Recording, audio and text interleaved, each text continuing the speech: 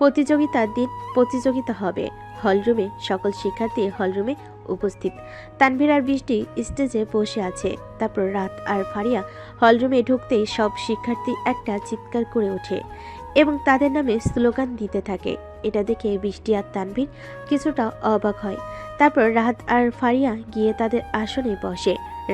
রাত তখন তানভীরকে প্রশ্ন জিজ্ঞেস করে। রাত প্রশ্ন বলার পর রাত আর ফারিয়া দুজনের মধ্যে শুধু 1 মিনিট আলোচনা করে। তারপর শুরু হয় বিতর্ক প্রতিযোগিতা। প্রতিযোগিতায় রাহাত ও ফারিয়ার পারফরমেন্স দেখে তানভীর আর বৃষ্টি ভয় পেয়ে যায়। ফলাফলে রাহাত ও ফারিয়া 200 পয়েন্টের ব্যবধানে জিতে যায়। জেতার পর তারা কোনো সেলিব্রেশন করে না, শুধু একটু হাসে।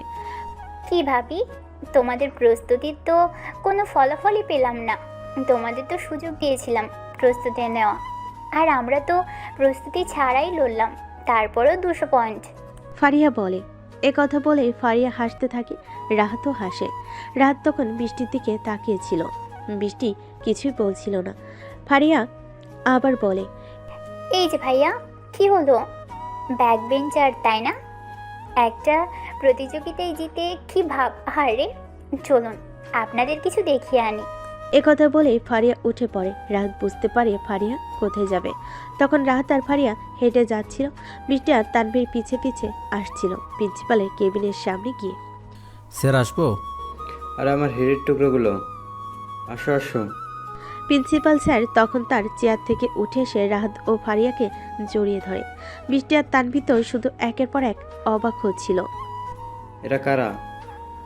স্যার, আমাদের সিনিয়র আমাদের সাথে একটু বিতর্ক করেছিল, তারপর এখানে নিয়ে আসলাম কিছু দেখাতে। এত বড় সাহস করে কিভাবে ওরা? আরে স্যার, দুজনেই নতুন বুঝলেন, তাই না বুঝে ভুল করে ফেলছে। ফারিয়া তখন তাদের দুজনকে একটি আলমারির সামনে নিয়ে যায়। আলমারিটি দরজা খুলে কাচের আলমারির প্রায় 100টির বেশি ট্রফি ও ক্রেস্ট, সবগুলো পুরস্কার ছিল ন্যাশনাল লেভেলের। সবগুলো পুরস্কারই একই নাম, রাত ফারিয়া। এগুলো দেখে তানভীর আর বৃষ্টির চোখ বড় বড় হয়ে যায়। বৃষ্টি আশা করেনি যে রাত এত ভালো ছাত্র হতে পারে।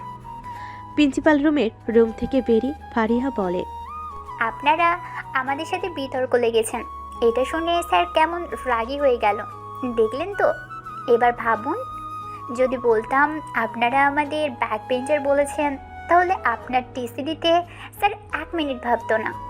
আপনি আমার ভাবি আর আপনি ভাবির বন্ধু, তাই এ যাত্রায় বাঁচিয়ে দিলাম। প্রিন্সিপাল স্যারের কেবিন থেকে বেরিয়ে সবাই যার যার ক্লাসের দিকে চলে গেল। বৃষ্টির সারাটা দিন চুপচাপ ছিল। তার মনের ভেতর চলছিল অদ্ভুত এক যুদ্ধ। রাহাত যেভাবে এক একটা মুহূর্তে তার সম্মান রাখল, আবার পরক্ষণে বুঝিয়ে দিল সে কত দূরে চলে গেছে। অথচ এই সম্পর্কের শুরুটাই তো এক অনাকাঙ্ক্ষিত মোড় দিয়ে শুরু হয়েছিল। পরের দিন সকাল, বৃষ্টি ক্লাসে ঢুকে প্রথম বেঞ্চে বসেছিল, কিন্তু মাথা আর কাজ করছিল না। তানভীর পাশে বসে কথা বলার চেষ্টা করলো, বৃষ্টি শুধু হেসে এড়িয়ে যাচ্ছিল। ক্লাস শেষে সে একা লাইব্রেরির দিকে গেল। এই প্রথম রাহাত তাকে অনুসরণ করলো না। ক্যাফেটেরিয়ায় রাত আর ফারিয়া এক টেবিলে বসেছিল, দুজনেই চুপচাপ কফি খাচ্ছিল। হঠাৎ ফারিয়া বলে উঠল, তুই চুপচাপ কেন রাহাত? কালকে তো জিতেছিস, সেটা তো সেলিব্রেট করার কথা। জিতলো মনটা হেরে গেছে রে। তুই আবার ওর কথাই ভাবিস? বৃষ্টির মন তো তোকে ছুঁয়েই না, আর তুই এমন করে ব্যথা পেলি। কিছু অনুভূতি বুঝি বোঝানো যায় না, শুধু সহ্য করতে হয়। আচ্ছা, এখন থেকে দূরে থাক তার থেকে। তুই অনেক বেশি ভালো, এটা যেন না ভুলিস। এদিকে বৃষ্টি লাইব্রেরির জানালার ধারে বসেছিল। হঠাৎ কারোর পায়ের শব্দ, পেছনে ফিরে তাকালো। তানভীর দাঁড়িয়ে। আজ খুব চুপচাপ লাগছে তোমার। আসলে সব কিছু কেমন যেন এলোমেলো লাগছে। তুমিই বলো, আমরা কি ভুল করেছিলাম চ্যালেঞ্জ করে? ভুল ছিল না, তবে প্রতিপক্ষটা অনেক শক্তিশালী ছিল। কিন্তু একটা কথা বলি, তোমার পাশে থাকতে পেরে আমি নিজেকে গর্বিত মনে করছি। তানভীরের কথাই কিছুটা হাসলো বৃষ্টি, কিন্তু সেই হাসির আড়ালে যে একরাশ কষ্ট, সেটা সে নিজেও জানে না। কারণ প্রতিপক্ষ শুধু বিতর্কে নয়, মনের ভেতরেও যে জয় করে নিচ্ছে, সেটা সে স্বীকার করতে চাইছে না। বৃষ্টি নিজেই আজকাল আর নিজেকে চিনতে পারে না। রাহাতের চোখে তাকালে একটা অপরাধবোধ কাজ করে, অথচ রাহাত তাকে কখনো কোনো অভিযোগ করেনি। দিনের পর দিন এক বাড়িতে থেকেও এখন তাদের কথাবার্তা যেন প্রয়োজনীয় কথার বাইরেও যেতে চায় না। আর এই নীরবতা মাঝে মাঝে এত গাঢ় হয়ে ওঠে যে নিঃশ্বাস নিতে কষ্ট হয়। একদিন সন্ধ্যায় রাহাত ছাদে একা বসে, ঠান্ডা বাতাসে গা জড়িয়ে আসে। তবুও চোখে এক ধরনের অস্থিরতা। হঠাৎ পেছনে পায়ের শব্দ। এখানে একা বসে আছো কেন? তুমি তুমি তো আর সাধারণত খোঁজ খবর নেও না। কিছু কথা জমে আছে অনেক দিন, আজ মনে হলো বলি। হুম, কথাগুলো বোঝার জন্য কাউকে বুঝতে হয়। তুমি তো আমাকে কোনোদিন বোঝোনি। হয়তো সত্যি আমি তোমাকে কখনো বোঝার চেষ্টাও করিনি। আমি শুধু তোমার নাম শুনেছি, তোমার গল্প শুনেছি, কিন্তু তোমাকে চিনিনি। তুমি যেটা তার পাশে দাঁড়িয়ে সব সময় আমি অন্য কারোর ছায়া খুঁজেছি। ফারিহা, না, আমি তোমার ভেতরের ভালোবাসার গভীরতাকে কখনো মূল্য দেইনি। সব সময় ভুল বুঝেছি, দূরত্ব তৈরি করেছি, ঠকিয়েছি, অথচ তুমি চুপ থেকেছো। চুপ থাকা মানেই যে সহ্য করে নেই তা নয়। আমি অনেকবার ভেবেছি বলবো, কিন্তু প্রতিটা বার ভেবেছি হয়তো একদিন তুমি নিজেই বুঝবে। আমি বুঝতে পেরেছি রাহাত, আর এখন যখন বুঝেছি তখন মনে হয় তুমি অনেক দূরে চলে গেছো। আমি কোথাও যাইনি বৃষ্টি, শুধু নিজের মধ্যেই হারিয়ে গিয়েছিলাম। এই কথোপকথনের পর দুজনেই চুপচাপ, শুধু বাতাস বয়ে চলে। কিন্তু সেই নীরবতা আজ বোঝার কিছু কথা বলা হয়েছে। অন্তত একটা অসম্পূর্ণ অনুভব নতুনভাবে শুরু হতে চাই। কিন্তু ঠিক তখনই বাড়ির গেটের বাইরে একটা গাড়ি এসে দাঁড়ায়। ভিতর থেকে নামে একটা অপরিচিত মেয়ে, চেহারায় দৃঢ়তা, চোখে আত্মবিশ্বাস।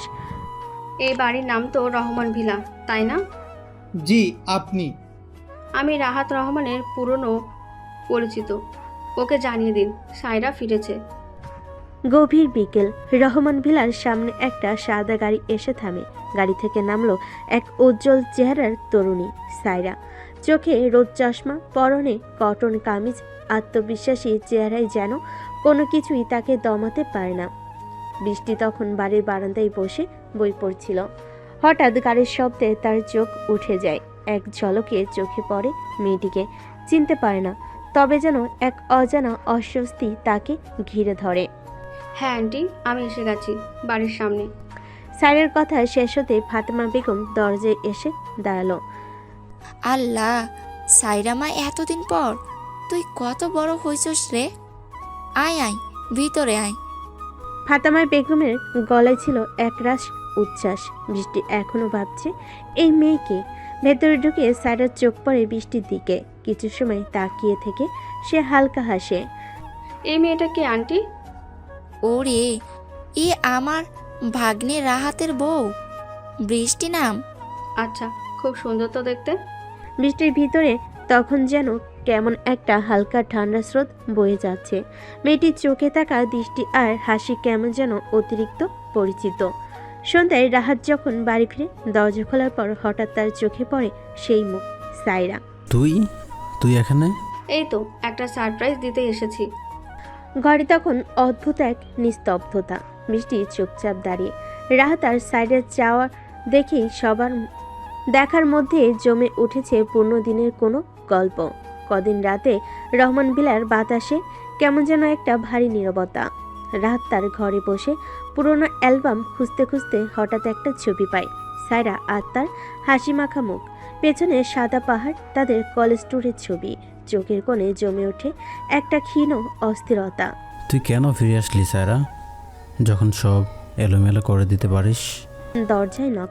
রাত দরজা খুলে দেখে সামনে দাঁড়িয়ে সায়রা, হাতে কফির কাপ। তুমি তো এখনো একই রকমই আছো, চুপচাপ, কিন্তু চোখে সব কথা। তুই হুট করে এলি কেন? তোর আমেরিকার সেই স্কলারশিপ, ডিবেট। আমার কিছু জিনিস এখানে ফেলে গেছি রাহাত, সেই জিনিসগুলো নিয়ে যেতে এসেছি।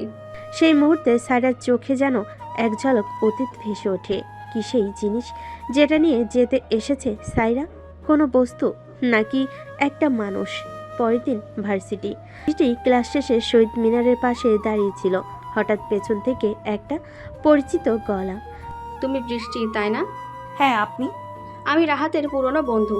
আর তোমার জায়গায় থাকলে আমি খুব সাবধানে থাকতাম, কারণ কিছু মানুষ শুধু স্মৃতি হয়ে থাকে না, তারা ফিরে আসে নিজের দাবি নিয়ে। বৃষ্টির চোখে তখন আগুন, কিন্তু সে চুপ করে থাকে। ভিতরে কান্না চেপে রাখে, ঠোঁট কামড়ে ধরে। অন্যদিকে রাহাতের কাছে ফারিয়া ফিরে এসে বলে, সাইরার ইচ্ছেটা আমি বুঝতে পারছি ভাইয়া। সে শুধু হঠাৎ বেড়াতে আসেনি, সে ফিরেছে কিছু নেওয়ার জন্য। তুমি জানো ওকে রুখতে হলে বৃষ্টি একা পারবে না। কিন্তু আমি কারো কষ্ট চাই না, না সায়রার না বৃষ্টির। কিন্তু সময় এসেছে যখন সিদ্ধান্ত নিতে হবে। এদিকে সায়রা ধীরে ধীরে রহমান মিলার সকলের মন জয় করে নিচ্ছে। রান্নাঘরে ফাতেমা বেগম তাকে সাহায্য করতে বলেন। ড্রয়িং রুমে সে আকবর সাহেবের সাথে রাজনীতি নিয়ে আলোচনা করে। এমনকি বৃষ্টির ছোট ভাই রাফিকেও উপহার দেয়। একা বৃষ্টি একা অসহায় বোধ করে রাতের ডিনার টেবিলে। ভাবি, তুমি খুব ভালো রান্না করো, তবে আমি কাল একদিন রান্না করব। দেখা যাক রাহাত কার রান্না পছন্দ করে। এই কথা টেবিলে একটা থমথমে নীরবতা নেমে আসে। বৃষ্টির চোখ জলে ভরে আসে, কিন্তু সে মাথা নিচু করে খেতে থাকে। রাহাত কিছু বলে না, শুধু টেবিলের নিচে অবচেতনভাবে বৃষ্টির হাতটা নিজের দিকে টানতে চায়, কিন্তু বৃষ্টি হাত সরিয়ে নেয়। সায়রা ফিরে আসার পর রহমান ভিলাই একটা নতুন আবহ তৈরি হয়। কেউ কিছু বুঝে না, কিন্তু সবাই কিছু না কিছু অনুভব করছে। ফাতেমা বেগম তার স্বভাবসিদ্ধ হাসি নিয়ে সব কিছু সঠিক রাখার চেষ্টা করছেন, কিন্তু কেবল এক জায়গায় তিনি ব্যর্থ। বৃষ্টি দিন দিন আরও একা হয়ে যাচ্ছে। রাহাতের মধ্যে এক ধরনের অস্থিরতা বাড়তে থাকে, যেন কিছু একটা ভুল হচ্ছে। স্যারের আশাটা তাকে একাধিক প্রশ্নে ভরে দেয়। প্রতিটি মুহূর্তে সে বুঝতে পারে কিছু একটা হতে যাচ্ছে, একটা বড় ঝড় আসছে। অপরদিকে বৃষ্টির জন্য ভার্সিটি ক্লাস বন্ধ, সব কিছু এক হয়ে যাচ্ছে। কিন্তু সায়রা, রাহাত, ফারিয়া তিনজনের মধ্যে একটা অদৃশ্য লড়াই যেন শুরু হয়ে গেছে। সব কিছু ভালোই যাচ্ছিল, কিন্তু সায়রার উপস্থিতি সব কিছু গুলিয়ে দিয়েছে। মাঝে মাঝে বৃষ্টি ভাবে কি ঠিক হবে তার জন্য, রাহাতের জন্য। একদিন সন্ধ্যায় রাহাত ও সায়রার একান্ত আলাপ। সায়রা, তুমি কেন ফিরে এলে? কি চাও তুমি? তুমি কি ভাবছো রাহাত আমি ফিরে এসেছি? কারণ অনেক কিছু না বলার জন্য। তুমি কি জানো আমি তোমার জন্য অনেক কিছু ছেড়ে দিয়েছি, কিন্তু এখন আমার কিছু অধিকারও আছে। রাহাতের কণ্ঠে কেমন যেন এক চাপা গর্জন, কিন্তু সে কিছু বলল না। মনে মনে সে বুঝতে পারছে সায়রার ফিরে আসা শুধু এক ব্যক্তিগত কারণে নয়, এর গভীরে আরও কিছু আছে। তবে বৃষ্টির জীবনে কিছু একটা ঘটতে চলেছে। বৃষ্টি তার রুমে একা বসেছিল। আজকাল সে রাহাতের থেকে অনেক দূরে, যেন সেই ছেলেটা তার জন্য আর নেই। তার মাথায় ঘুরপাক খাচ্ছে। রাহাত কি জানে না সে কখনো তাকে সত্যি ভালোবাসে? সে কি কেবল বন্ধুত্বের বাইরে কিছু ভাববে না? একদিন রাহাত তার রুমে এসে দাঁড়ায়। সে অনেকক্ষণ চুপ করে থাকে, যেন কিছু বলতে পারছে না। অবশেষে বলে, বৃষ্টি, আমি জানি অনেক কিছুই ভুল করেছি, কিন্তু স্যার আসার পর থেকে আমি সত্যিই বুঝতে পারছি তোমার কাছে কি হারাচ্ছি। তাহলে তুমি কখনোই আমাকে বুঝতে চাওনি কেন রাহাত? কেন তুমি আমাকে সবসময় অন্ধকারে রেখেছো? এটা ছিল তাদের সম্পর্কের একেবারে মোড় ঘোরানো মুহূর্ত। রাত ও বৃষ্টির মধ্যে শুরু হয় এক তীব্র ঝগড়া। বৃষ্টি তখন পুরোপুরি কেঁদে ফেলে, চোখে জল, মুখে অসহায়ত্ব, কিন্তু সে কিছু বলতে পারল না। রাত বুদ্ধি করে ছেলে মানুষইভাবে যেটা সে কখনোই করেনি, সে সায়রাকে ডাকলো। সায়রা, তোমাকে দেখিয়ে দিচ্ছি কীভাবে কিছু মানুষের মনে ঠান্ডা জায়গা হতে পারে, কিন্তু কখনোই কারোর উপর অন্যায় করা যায় না। সায়রা কিছু বলল না। তার চোখে একটি নীরব অভিব্যক্তি ছিল, যা রাহাত একদমই বুঝতে পারল না। তারপর ফারিয়ার সঙ্গে রাহাতের আলাপ। ফারিয়া দীর্ঘক্ষণ তার সাথে বসেছিল। ভাইয়া, তুমি না জানি কি সিদ্ধান্ত নিচ্ছ, কিন্তু তুমি কি জানো বৃষ্টি তোমার জন্য নিজের অনুভূতি আর মনের শক্তি সব কিছু দিয়েছে? এইটা খুব সহজ নয়। সায়রা আসলে সমস্যা না, সমস্যা হলো তোমার মধ্যে যে দ্বন্দ্ব। তুমি কখনোই নিজের অনুভূতিগুলো সঠিকভাবে প্রকাশ করতে চাও না। আমি জানি ফারিয়া, কিন্তু আমি কিছুই খারাপ করতে চাই না। বৃষ্টি বা সায়রা কোনো একটিকে আমি ক্ষতি করতে চাই না। তবে এভাবে তুমি কি করতে পারবে? তুমি যদি কিছু মনে না করো, তবে বৃষ্টি তোমাকে সত্যি অনুভব করতে দেবে না। যদি তুমি সায়রাকে পাশে নিতে চাও, তবে তার সম্মান থাকবে, কিন্তু বৃষ্টি বুঝবে না। তুমি নিজের কথা বলো। পরদিন ভার্সিটিতে বিতর্ক প্রতিযোগিতা। বৃষ্টি আর সায়রা দুজনেই নিজেদের জায়গা থেকে শুরু করেছিল, কিন্তু সায়রার কাছে রাহাতের সঙ্গ এক নতুন রকমের দ্বন্দ্ব সৃষ্টি করেছিল। একসময় তারা যখন বিতর্কে দাঁড়িয়েছিল তখন সাইরা আর রাহাত খুব স্বাভাবিকভাবে একে অপরের দিকে তাকাচ্ছিল। বৃষ্টি আড়াল থেকে দেখতে পাচ্ছিল রাহাত আর সাইরা একসাথে দাঁড়িয়ে কেমন গোপন আলোচনা করছিল। তার মনে হচ্ছিল সবকিছু যেন কেমন অদ্ভুত হয়ে যাচ্ছে। সে অনুভব করতে পারল এটা ছিল তার জীবনের সবথেকে বড় চ্যালেঞ্জ। বৃষ্টি নিজেকে হারাতে লাগলো। সাইরার সাথে এই প্রতিযোগিতার মাধ্যমে তার অনিশ্চয়তা বাড়তে থাকে। রাহাত একদিকে তাকে বোঝাতে চেষ্টা করলো সাইরার প্রভাব তার উপর অনেক বেশি, কিন্তু সাইরার ফিরে আসা তাকে কি আসলে কিছু অর্জন করতে দেবে, নাকি সে নিজেই সবকিছু হারাবে? এই প্রশ্নটাই সবার মনোযোগ আকর্ষণ করে এবং নতুন গল্প নতুন দিকে মোড় নেয়। এখানে যে গভীরতা তৈরি হয়েছে সেটা কিন্তু সম্পর্কের জটিলতা, একে অপরকে বোঝার চেষ্টা, আর একসময় সবকিছু উল্টাপাল্টা হয়ে যায়। রাহাত, বৃষ্টি আর ছায়রা তিনজন তিনটা ভিন্ন অনুভূতির গল্প, কিন্তু আজ এক সন্ধ্যায় যেন সব মিলেমিশে এক অদ্ভুত আবহ তৈরি করেছে। একটা ঘর, নরম আলো, একটা মাঝারি টেবিলের চারপাশে তিনজন বসে আছে। ঘড়ি কাঁটা যেন থেমে গেছে, সময় চলছে না, শুধু নিঃশ্বাস আর চুপচাপ অপেক্ষা। এই নীরবতা ভাঙে সাইরা। আজ আমি অনেকটা হালকা হতে চাই। আমি যা অনুভব করি সেটা বলে দিতে চাই, নিজের জন্য আর তোমাদের জন্য। শুধু বলার জন্য বলো না, বোঝার মতো করে বলো সায়রা। তুমি যদি সত্যিই বলতে চাও তাহলে আমরাও শোনার জন্য প্রস্তুত। আমি আর কিছু দাবি করতে আসিনি রাহাত। তুমি জানো আমি তোকে অনেকটা সময় ভালোবেসেছি। সেসব কথা এখন পুরনো, কিন্তু সেগুলো মিথ্যে ছিল না। আমি চলে গিয়েছিলাম নিজের স্বপ্নের পেছনে, কিন্তু সেদিন দেশে ফিরে এলাম, মনে হয়েছিল তুই এখনও আমার জায়গাতেই দাঁড়িয়ে আছিস। কিন্তু না, তুই তো বদলে গেছিস এবং আমি তোর চোখে সেই আলোটা দেখি না যেটা একসময় আমায় দেখতো। তুই এখন কাউকে দেখিস, কিন্তু সেটা আমি না। তুমি যদি এটা বোঝো তাহলে এতদিন চুপ করেছিলে কেন? কারণ আমি চাইছিলাম যদি একটুখানি জায়গা থাকে আমি তাতে ফিরতে পারি, কিন্তু বুঝে গেছি জায়গাটা এখন অন্য কারো, আর সে জায়গায় দাঁড়িয়ে আছো তুমি। আমি জানি আমি কারোর প্রতি সুবিচার করতে পারিনি। আমি চেয়েছি কাউকে কষ্ট না দিতে, কিন্তু এভাবে আমি দুজনকেই কষ্ট দিয়েছি। বাতাস থেমে আসে যেন ঘরের ভেতর, একটা দীর্ঘ নীরবতা। তারপর সাইরা আবার মুখ তোলে। তুমি কি জানো রাহাত, একজন মেয়ের জন্য সবচেয়ে কঠিন ব্যাপার কি? ভালোবাসার মানুষকে অন্য কারো চোখে হাসতে দেখা। আমি দেখেছি সেটা। তোমার হাসি যেটা আগে শুধু আমায় দেখে ফুটে উঠত, আজ সেটা বৃষ্টিকে দেখেই আসে। তোমার ভাবনা এখন তার চারপাশে, তোমার ব্যস্ততা এখন তার খেয়াল রাখা। আমি কিভাবে ভাবি তুমি এখনো আমার। সায়রা, আমি কখনো চাইনি কেউ আমাদের মাঝে এসে কষ্ট পাক। আমি জানি না আমি রাহাতের কি, আমি শুধু জানি আমি তাকে অনুভব করি। তার হাসিতে, রাগে, চুপ করে থাকায়, সবখানেই আমি ওকে দেখি। কিন্তু তুমি তো তার জীবনের একটা অধ্যায়। আমি কখনো চাই না সে অধ্যায় ঘৃণায় লেখা থাকুক। তোমরা জানো আমার সবচেয়ে বড় ভুল কি? আমি কখনো পরিষ্কার করে কিছু বলিনি, না ভালোবাসি না ভালোবাসি না। আমি ভেবেছি সময় সব বলে দিবে, কিন্তু সময় অনেক সময় নীরব থাকে, আর সে নীরবতা সম্পর্কটাকে শেষ করে দেয়। আমি আজ পরিষ্কার বলতে চাই, সায়রা, তুই আমার অতীত। আমি তোকে সম্মান করি, কৃতজ্ঞ আমি তোর ভালোবাসার জন্য, কিন্তু আমি তোকে ভালোবাসি না। বৃষ্টি, তোমাকে আমি আজও পুরোপুরি পাইনি, কিন্তু আমি তোমাকেই ভালোবাসি, তোমাকেই ভাবি, তোমাকে নিয়েই আমার প্রতিদিন তৈরি হয়।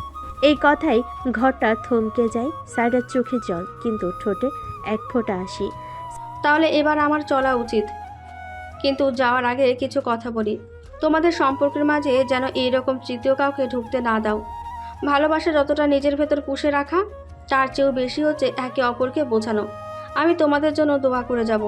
আর রাহাত, শুধু এটুকু মনে রেখো, তুই আমার অতীত, কিন্তু আমি তোকে কখনো অভিশাপ দেব না। ভালো থাকিস। সাইরা চলে যায়, একটা অধ্যায় শেষ হয়। আর রাহাত আর বৃষ্টি দুজনে একটু চুপ থেকে ধীরে ধীরে একে অপরের দিকে তাকায়। তুমি এখন আমার পাশে দাঁড়িয়ে আছো, তাই না? বৃষ্টির চোখে অশ্রু, ঠোঁটে মৃদু হাসি। তোমাকে যে এখনো পুরোপুরি পেয়েই উঠিনি। এবার পরের দিন ঘটনা শুরু হয় এক সন্ধ্যায় রহমান ভিলার সাদে। আকাশে মেঘ নেই, নরম বাতাস বইছে। রাহাত একা দাঁড়িয়ে, এক হাতে মগ, অন্য হাতে একটা ছোট বাক্স, কানে কানে অপেক্ষায় ভরা, চোখ দুটো আকাশের দিকে তাকানো। আর সেই সময় পেছন থেকে পা টিপে টিপে আসছে বৃষ্টি, ধীর নিশ্চুপ। এতক্ষণ ধরে আকাশ দেখছো, কেউ কি ফিরবে মনে করে? আকাশ দেখছি কারণ এটা আমাকে তোর কথা মনে পড়িয়ে দেয়। উঁচু প্রশান্ত, কিন্তু ধরা যায় না। তাই তো, আমি এখনো পুরোপুরি ধরা দেইনি তোমায়। আজ একটা কথা বলতে এসেছি, আর সেই কথা যদি না বলো আমি ফিরে যাব, একদম সব ছেড়ে। বৃষ্টি কেঁপে ওঠে। এত সহজে কি সব ছেড়ে দেবে সে? রাত মগটা পাশে রেখে ছোট্ট বক্সটা তার সামনে তুলে ধরে। সেটা খুলতে বেরিয়ে আসে একটা সাদা কাগজ। তুমি আমার জীবনে এসেছিলে হঠাৎ, মামাতো আপু, সিনিয়র, ভয়ঙ্কর রাগী, আমার ছোট ছোট কথার বিরক্ত হওয়া, আবার সেই কথায় অজান্তে হাসি পাওয়া। আমি বুঝিনি কখন তোমায় ভালোবেসে ফেলেছি। আমার হৃদয়ের শব্দ তোমার সামনে গিয়েই চুপ হয়ে যেত। তুমি অন্য কারোর সঙ্গে বিয়ের জন্য প্রস্তুত হচ্ছিলে, আর আমি শুধু তাকিয়েছিলাম। পরে দুর্ঘটনায় তোমার সেই বিয়ে ভেঙে গেল, আর আমার জীবনের সবচেয়ে আনন্দের খবর তখনই এলো, তোমার সঙ্গে আমার বিয়ে। শুরুটা হয়েছিল নিষ্প্রাণ, কিন্তু আমি জানি সেই নিষ্প্রাণ দিনগুলোর নিচে জমেছিল অনেক আবেগ, অনেক অনুভূতি। আমি আজ সে অনুভূতিগুলো তোমার সামনে রেখেছি। বৃষ্টি, তুমি কি আমার বউ হয়ে শুধু কাগজে নয়, জীবনে আসবে? তুমি কি আবার সত্যিই আমার হবে? বৃষ্টি চুপ করে দাঁড়িয়ে থাকে, চোখে পানি জমে, বুক কাঁপছে। সে ধীরে ধীরে এগিয়ে আসে, বক্সটা বন্ধ করে রাখে, তারপর রাহাতের দু হাত ধরে বলে, তুমি কি জানো আমি কেন রেগে থাকতাম সব সময়? কারণ তুমি ছিলে অস্থির। তোমার এই সহজ হাসি, এই শিশুসুলভ অভিমান, সবকিছু আমাকে অসহায় করে দিত। আমি ভাবতাম তুমি বুঝবে না আমার মতো করে, কিন্তু তুমি যে আমার চেয়ে অনেক বেশি বড় মনের সেটা বারবার প্রমাণ করেছো। তুমি আমাকে সময় দিয়েছো, বোঝাতে চাওনি জোর করে। আমি চাইনি, তুমি চাওনি আমি হ্যাঁ বলি, তুমি চাইছো আমি সত্যি বলি। আর সত্যিটা হচ্ছে আমি তোমায় ভালোবাসি রাহাত, ভীষণ ভালোবাসি, এখন একদম নিজের মতো করে। রাহাত বিস্ময়ে তাকিয়ে থাকে, যেন তার জীবনের সব চাপ পূর্ণ হয়ে গেছে। সে চিৎকার করে বলে, দাদি, মা, সবাই শুনে নাও, আমার রাগী মামাতো আপু আমার বউ হতে রাজি। এই পোলাটা আবার পাগল হইল নাকি? বিয়া তো হইয়াই গেছে। চুপ করো দাদি, ওরা আজ নতুন করে একে অপরকে খুঁজে পেয়েছে। সাদে এখন দুজন মানুষ দাঁড়িয়ে, একজন রাহাত রহমান, আরেকজন বৃষ্টি সুলতানা রহমান। দুজনের মুখে আলো, ভালোবাসার, বোঝাপড়ার, চিরদিনের পাশে থাকার প্রতিশ্রুতির আলো। ভালোবাসা হলো একটি চিঠি, যা হয়তো কখনো খোলা হয় না, কিন্তু একদিন যখন খোলে তখন তার প্রতিটা শব্দ জীবনের সংজ্ঞা হয়ে ওঠে। আজ তাদের সেই চিঠি খুলে গেছে, আজ তাদের মিলন পূর্ণ হয়েছে। আজকের পর থেকে তারা আর আলাদা নয়, তারা এক। সেদিন রাতে, আজকে আর নিচে ঘুমাতে হবে না, খাটে উঠে পড়ো। তাই নাকি? কিন্তু খাটে ঘুমাতে গিয়ে আমি যদি কিছু করে ফেলি? তোমার বউ তুমি করবে বারণ করেছে কে? ও মা, তাই? এই কথা বলে রাহাত বৃষ্টির উপর ঝাঁপিয়ে পড়ে। সে পাগলের মতো বৃষ্টির ঠোঁটে কিস করা শুরু করেছিল, তারপর আস্তে আস্তে সারা শরীরে কিস করে। বৃষ্টি শক্ত করে রাহাতকে জড়িয়ে ধরে তার ভালোবাসা অনুভব করছিল। কিছুক্ষণ পরেই চলে যায় ভালোবাসার অদৃশ্য রাজ্যে। সেই রাতেই তারা সিদ্ধান্ত নেয় যে তারা হানিমুনে যাবে। কিছুদিন পর, স্থান কাঠমান্ডু আন্তর্জাতিক বিমানবন্দর। নতুন শুরু, নতুন অনুভূতি। সকাল 9:30। নেপালের ঠান্ডা হাওয়া রাহাত আর বৃষ্টির মুখে ছুঁয়ে যাচ্ছে ধীরে ধীরে। ক্যামেরা ঝলকাচ্ছে, পর্যটকদের কোলাহল, আর তার মাঝখানে দাঁড়িয়ে এক নতুন দম্পতি, রাহাত আর বৃষ্টি। এই ঠান্ডা তোমার মতোই, একটু ছুলেই কাঁপিয়ে দেয়। হা হা হা। আর তুমিই সেই আগুন যে ঠান্ডার মাঝেও আমায় পুড়িয়ে মারো। তাহলে তো জমলো। আগুন আর বরফের মিলটা এবার ঠিকঠাক মতোই হবে। Hotel Paharpur view resort. ফেওয়ালকের পাড়ে সাদা কাঠের বেলকনিতে দাঁড়িয়ে আছে বৃষ্টি, তার চোখে বিস্ময়। এত সুন্দর জায়গা। সাদা মেঘ পাহাড়ের গায়ে আলতোভাবে লেগে আছে, যেন কারোর শাড়ির আঁচল উঠছে। রাহাত তখন বৃষ্টির গায়ে চাদর জড়িয়ে দিয়ে বলে, ঠান্ডা লাগবে। আর আমি চাই না হানিমুনের দ্বিতীয় দিনেই তুই কাশিতে বাংলা গলায় বলিস আই লাভ ইউ। আমি তো চাই প্রতিটা দিন কাশি দিয়েই শুরু হোক, যদি জানি তুমি এমন করে আমার যত্ন নিবা। যত্ন? তুমি বললে ভালোবাসা দিতে পারবো, আদর দিতে পারবো, কিন্তু তোমার অ্যাকচুয়াল পরিমাণের কষ্ট আমি সহ্য করতে পারবো না। তারা আজ বেরিয়েছে ট্রেকিংয়ে সারাংকোট হিলের দিকে। ধীরে ধীরে উঠছে পাহাড় পেয়ে, চারপাশে প্রাকৃতিক সৌন্দর্য, দূরে কাঞ্চনজঙ্ঘার চূড়া দেখা যাচ্ছে। বৃষ্টির পা যেন জড়িয়ে যাচ্ছে মাঝে মাঝে, রাতটাকে ধরে রাখছে। আমি না বলেছিলাম ট্রেকিং আমার পছন্দ না। রাত তখন বৃষ্টিকে কাছ টেনে নেয়। আর আমি বলেছিলাম না তুমি বলবে এই পাহাড়ও কম পড়ে যায় তোমার ভালোবাসার সামনে। একটা ঝর্ণার ধারে এসে দুজন বসে পড়ে। রাত তার ব্যাগ থেকে দুটো কফির কাপ বের করে। এই যে ম্যাডাম, সারাংকুটের পাহাড়ি কফি শুধুমাত্র আপনার জন্য। এই মুহূর্তটার জন্য আমি জীবনেও কোনোদিন আফসোস রাখবো না রাহাত। রোমান্টিক নেপালি সন্ধ্যা, মোমবাতির আলোয় ভালোবাসার কবিতা। হোটেলের রুপটপ রেস্টুরেন্টে আয়োজন করা হয়েছে ক্যান্ডেল লাইট ডিনার। নেপালি বাদ্যযন্ত্রের সুরে রাহাত ধীরে ধীরে বৃষ্টির দিকে হাত বাড়িয়ে বলে, নাচবা? তুমি নাচতে জানো? হ্যাঁ, কিন্তু তোমার সাথে পা মিলাতে আমার আর কিছু জেনেও লাভ নেই। সুরের সাথে ধীরে ধীরে তাল মিলিয়ে দুজন ঘুরে যায় সন্ধ্যার বাতাসে।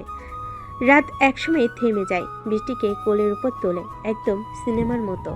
আমার সব স্বপ্ন সত্যি হয়েছে তুমি পাশে থাকায়। তুমি না থাকলে আমি তো বুঝতেই পারতাম না ভালোবাসা এতটা গভীর হতে পারে।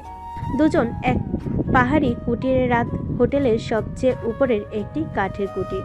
কাঠের জানালা দিয়ে বরফ পড়ছে হালকা হালকা। রাহদার বৃষ্টি এক কম্বলের নিচে বসে আছেন চিমনির আগুনের পাশে। জানিস আমি তোকে আগে কতটা ভালোবাসতাম, এখন তোর প্রতিটা স্পর্শে আমি নিজেকে হারিয়ে ফেলি। রাত তখন ধীরে ধীরে বৃষ্টির কাছে গিয়ে মুখে চুমু খায়।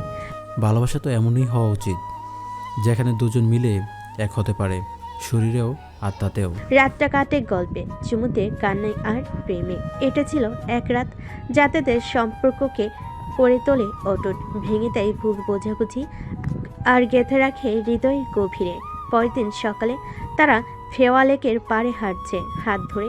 পেছনে নেপালের পর্বত চূড়া, সামনে উজ্জ্বল ভবিষ্যৎ, আর মাঝখানে একটা চিরস্থায়ী ভালোবাসা। তুমি যদি জীবনেও আমাকে আবার কাঁদাও, মনে রাখবে এই নেপালের স্মৃতি তোমাকে ছেড়ে দিবে না।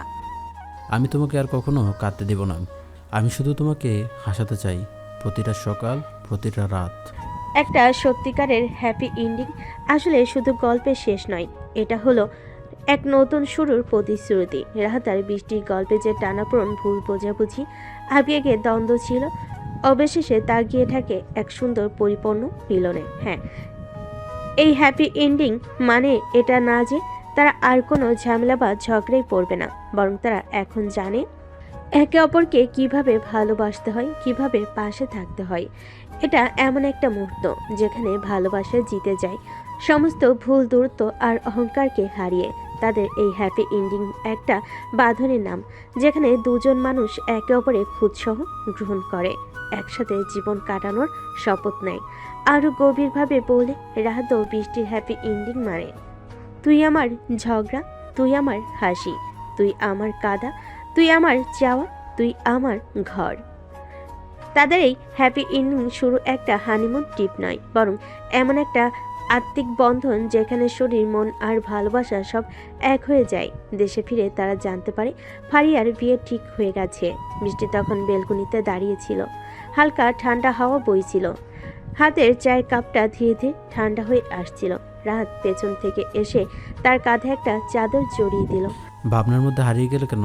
আজ না, আজ ফারিহার বিয়ে, জানো ওর এই হাসিটা, চঞ্চলতা সবকিছু মিস করব। আমি তো ওকে ছোটবেলা থেকেই জানি, কিন্তু আজকে মনে হচ্ছে ও সত্যিই অনেক বড় হয়ে গেছে। সব ঝলমলে আলোয় সেজে উঠেছে রহমান ভিলাই, বাগান জুড়ে ফুলের গন্ধ। মঞ্চের ওপর রূপকথার রাজকন্যার মতো ফারিয়া বসে আছে, তার পরনে লাল সোনালি শাড়ি, চোখে এক ঝলক আনন্দ, আর কথাই যেন লুকানো কিছু কান্না। বৃষ্টি ফিসফিস করে রাহাতকে বলে, তোমার চোখে পানি? না ধুলু, আর একটু না বলা কষ্ট। আমার সঙ্গীটা আজ অন্য কারো হয়ে যাচ্ছে, কিন্তু খুশিও লাগছে, কারণ সে সত্যিকারের ভালোবাসার মানুষকে পেয়েছে। রাতের আকাশটা আজ অনেক চুপচাপ, তারারাও আজ যেন কম আলো ছড়াচ্ছে, আর চাঁদটা দাঁড়িয়ে আছে উদাস হয়ে। রহমান ভিলা আজ সাজানো আলোকমালায় অতিথিদের কোলাহলে মুখর, কিন্তু রাহাত রহমানের হৃদয়ে যেন এক নীরব শোকবাতি জ্বলছে। বৃষ্টি বারান্দায় দাঁড়িয়েছিল, সাদা লেহেঙ্গার নিচে হালকা নীল চাদর জড়িয়ে। সে অনুভব করছিল রাহাতের অস্থিরতা। এই যে ছোটবেলার বন্ধুটা আজ দূরে চলে যাবে, সেটা মেনে নাও কি এত সহজ? তুমি চাইলে কান্না করতে পারো, আমি থাকবো পাশে। আজ তোমার কাঁদা দরকার। আমি বুঝতে পারছি না কেন এতটা খালি খালি লাগছে। সে তো যাচ্ছেই নতুন জীবনের দিকে, তবু কেন মনে হচ্ছে আমার একটা অংশ ছিঁড়ে যাচ্ছে। ফ্ল্যাশব্যাক রাহাতের স্মৃতিতে ফারিয়া রাহাতের মাথার ভেতর বারবার ঘুরছিল সেই পুরনো মুহূর্তগুলো। ছোটবেলায় স্কুলে প্রথমবার ঝগড়া করে কান্না করে ফারিয়ার বলেছিল, তুই যদি আমার বন্ধু না হোস আমি কারো হব না। ভার্সিটিতে প্রথমবার বিতর্ক প্রতিযোগিতায় হারার পর রাতে বারান্দায় বসে ফারিয়ার এক বাক্য, তুই হেরে গেলে আমিও হেরেছি। আর সেই রাত যখন রাহাত আর বৃষ্টির ঝগড়া পর ফারিয়া বলেছিল, ভাবি তোর হৃদয় না বুঝলে আমি বুঝবো। এইসব মুহূর্ত এখন একসাথে এসে চাপটা দিচ্ছিল রাহাতের হৃদয়ে। বিয়ের আসর, আবেগের জোয়ার গানের সুরে বাজছে নিচু ভলিউমে। আমার সব ভালোবাসা তোর জন্য রেখে গেলাম। ফারিয়া মঞ্চে বসে আছে, হাসছে, তবে সে হাসি আজ অন্যরকম। চোখে কাজল, ঠোঁটে লিপস্টিক, কপালে টিপ, সব কিছুতেই একটা গাম্ভীর্য। বৃষ্টি পাশে দাঁড়িয়ে, রাতে একটু দূরে চুপ করে, কিন্তু ফারিয়ার চোখ বারবার খুঁজে নিচ্ছে সেই মানুষটাকে, যে জীবনের প্রতিটি পরতে ছিল তার ছায়ার মতো। রাত ধীরে ধীরে ফারিহার কাছে আসে, দাঁড়িয়ে বলে চোখে জল নিয়ে, তোকে নিয়ে আমি কখনো ভাবিনি কেমন করে তোকে ছাড়া কিভাবে থাকতে হবে। ছোটবেলায় আমি ভেবেছিলাম তুই চিরকাল আমার পাশে থাকবি, তুই আমার গল্পের পাতায় থাকবি, কিন্তু আজ তুই পুরো বইটাই বন্ধ করে ফেললি। ভাইয়া তুই ছিলি বলেই এত দূর এসেছি। তুই পাশে না থাকলে আমি এই হাসি মুখে আজ কারো হয়ে যেতে পারতাম না। তুই সুখে থাকিস এটুকুই চাই, কিন্তু তুই জানিস তোর জায়গা কেউ নিতে পারবে না, কখনো না। বিদায়ের মুহূর্ত, গাড়ির দরজা খোলা। ফারিয়া বিদায়ের কাঁথা গায়ে দিয়ে দাঁড়িয়ে, হালকা ঠান্ডা বাতাসে তার ওড়নাটা উঠছে। সে একবার বৃষ্টিকে জড়িয়ে ধরে, তারপর রাহাতের দিকে তাকিয়ে হাসে। তুই কাঁদিস না ভাইয়া, তুই শক্ত থাক, কারণ আমি জানি আমি যেখানেই থাকি তুই আমাকে মিস করবি, আমিও করব। তুই আমার ভাইয়ের থেকেও বেশি কিছু। রাত কিছু বলতে পারছে না, শুধু তাকিয়ে আছে, চোখে পানি, ঠোঁট কাঁপছে, গলা শুকিয়ে গেছে। গাড়ি চলে যায় আর রাহাত তারপর কিছুক্ষণ দাঁড়িয়ে থাকে সেই দিকে তাকিয়ে, যেন কিছু একটা হারিয়ে গেছে। তারপর ধীরে ধীরে বৃষ্টির হাতে হাত রাখে। এখন তুমি আমার পাশে থেকো, আমি ভেঙে পড়বো না, কথা দিলাম। কিন্তু মনটা আজ একটু একা। আমি আছি চিরকাল, ঠিক যেভাবে ফারিহা ছিল। আমি তার জায়গা নিতে নয়, তোমার পাশে দাঁড়াতে এসেছি।